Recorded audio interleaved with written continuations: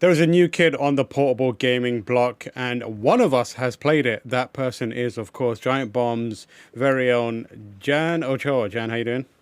Good, good, sir. Thank you for having me. Of course, always happy to be talking games with you. So you went down to Valve headquarters and managed to get some hands-on time with this Steam Deck. First of all, Yes. how was it? Like first impressions of it?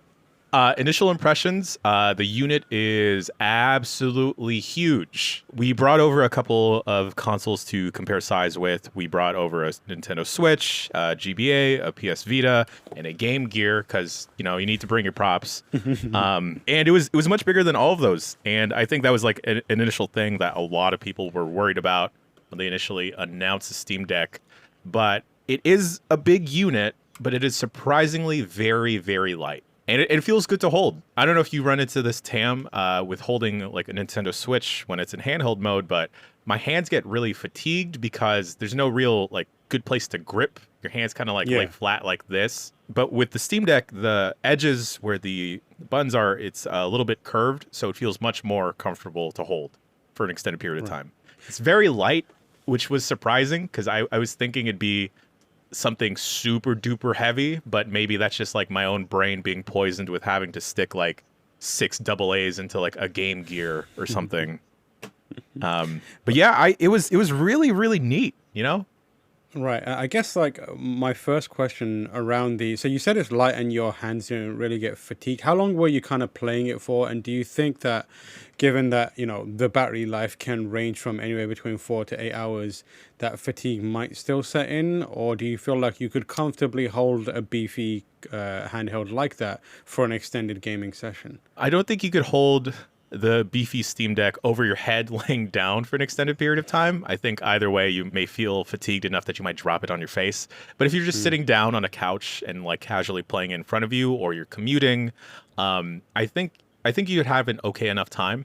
I should say and add that the units we had the demo with aren't final. They'd actually just gotten the units the day before we had arrived. So a lot of stuff still up in the air. But speaking about the battery life, if you unplug the unit from a power source, the overall power of the unit isn't supposed to change. You're supposed to get the same experience whether or not you're playing hardwired plugged into power or you're just running off the battery. I should add also that Rory and I, Matt Rory from Giant Bomb also, we kept switching between a bunch of games and we had the brightness jacked all the way up as well as the audio. So that was probably affecting the overall battery life for about maybe like an hour and a half running off of just battery, constantly switching between things, and not like doing a quick resume type of thing, just fully shutting down a game and waiting for something else to load up.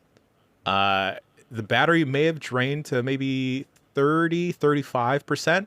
Rory didn't seem to have that much fatigue. He was playing it straight more than I was. I guess one of the other things in terms of ergonomics is a lot of people have been looking at the two sticks at the very top of the device. How was hmm that? And also the curved button on the side. How was it to hold and stretch your thumbs up all the way? And did you have any issues where you were, because it's got the sticks, it's got the buttons, and then it's got the touchpads underneath. Yeah. Any like crossover there? Any issues with playing it? Did you find the touchpads to be useful? So unfortunately, we didn't come across any games that utilize the touchpads that well. We tried Disco Elysium, and that's a point and click adventure type of game. So we were thinking we'd be able to use the touchpads, but in that current build, it wasn't optimized for that. They were, I think, using how the control scheme that it is on PlayStation. So it's relying more on the analog sticks than the touchpads. It felt very similar to holding a Wii U tablet where the analog sticks are kind of jacked all the way up.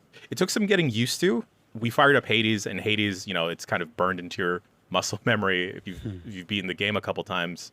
And it took a little bit of time to get acclimated to aiming and like running around in it.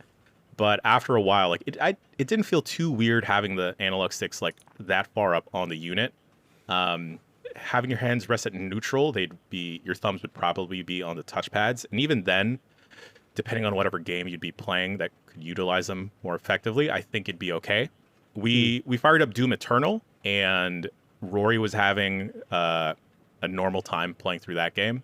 Right. We fired up Sea of Thieves and just literally jumping around in the game. I didn't feel any issues or anything different. And again, it's just like getting your hands used to the placement. But the Steam Deck does have the options to turn off the paddles in the back. It does have Right. paddles like an Elite controller would. I think you can also turn off the touchpads depending on a game by game basis.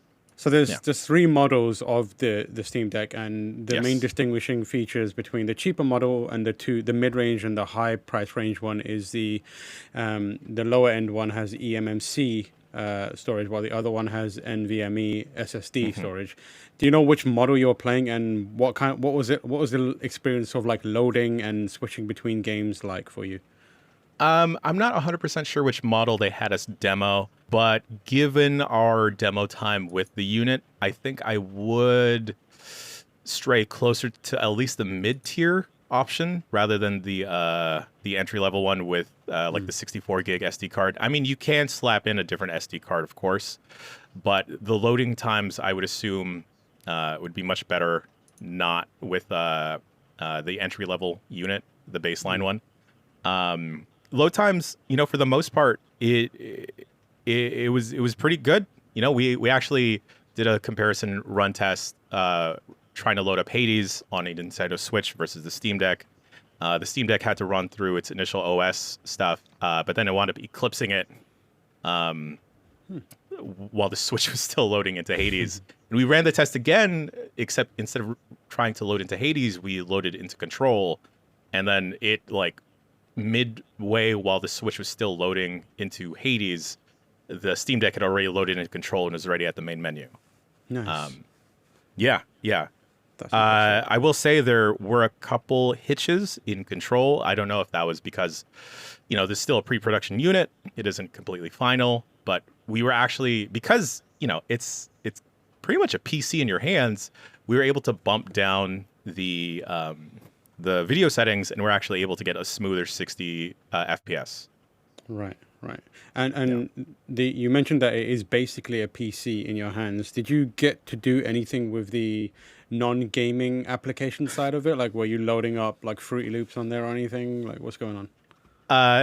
Not Fruity Loops. I wasn't able to get my producer mode up in Seattle.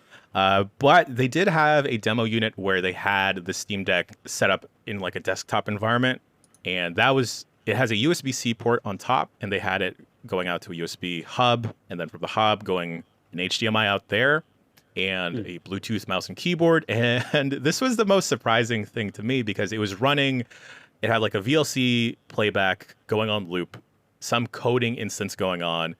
It also had Blender going, which is like a 3D modeling software, and it was also running Netflix and Factorio at the same time, which was super impressive. And there wasn't anything extra going on. It was just docked. So, you had an ability with the keyboard to do a little bit more.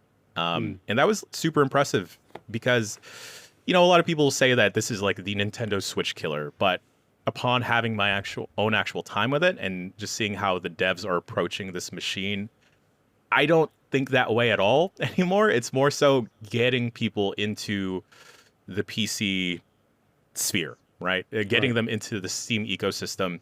And, you mentioned Fruity Loops. They're super open about how open the Steam Deck can be. They weren't shying away from like, like you could probably install XYZ onto it. We're not going to tell you how or if you could do that, but you have the ability to do so. So, it feels super like it will be super open where you could install Fruity Loops. You could probably, I don't know, install Adobe Premiere and be editing with a controller, which would be a nightmare, but kind of neat. Well, there's an idea for your next video on Giant Bomb, or maybe we'll do it over here. We'll do a collab or something. But Jan, thank you so much for giving us your overall impressions. Obviously, there's way more to the experience of playing the Steam Deck, but I would encourage everyone to head to giantbomb.com. There's a video on the site and also on YouTube where Jan and Rory are hanging out and talking about playing their experience of it, and it goes into in depth about what they kind of feel about it, which is is very, very good. Keep an eye on youtube.com/GameSpot. We'll have plenty more discussion about the Steam Deck as we get closer to release. And also, we'll probably throw in some Game Gear chat as well, because, Oh, why not? please. Some I've been ready. classics. Let's go. I need I need to We'll do a find the Game Gear TV special. tuner. The TV tuner, yeah. Jan, thank you so much for your time. Thank you, Tam.